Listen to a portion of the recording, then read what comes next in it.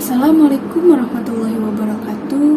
Puji sinareng syukur urang panjatkeun ka Gusti Allah kusabab karunia sareng idina urang sadaya tiasa patepang di dieu.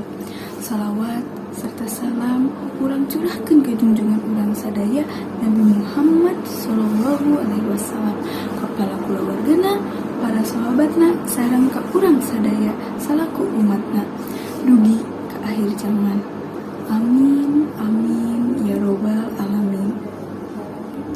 Dina kasempatan ieu simkuring bade ngadugikeun biantara singgeut ngeunaan syukuran kana kalahiran putra kahiji di Pak Yanto sareng Bu Suci anu tos ngalahirkeun putra anu pas pisan waktosna dinten Senen enjing Rabu genep 2 Agustus 2020 hiji.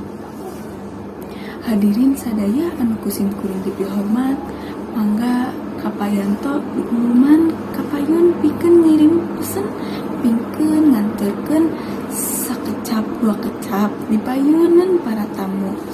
Yen Pak Yanto nyatakeun rasa syukur pikeun kalahiran budak lalaki dina kaayaan anu sehat.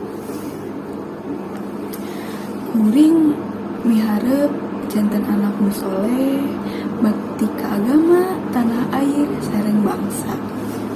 Atas nami kulawarga, hatur nuhun pisan kana sadaya para hadirin nu tos hadir dina kasempatan ieu.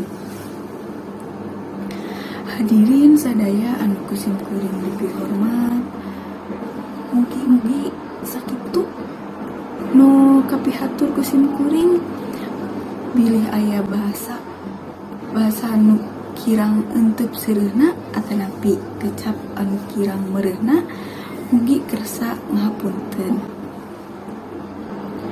Hatur nuhun kana parhatosana. Wassalamualaikum warahmatullahi wabarakatuh.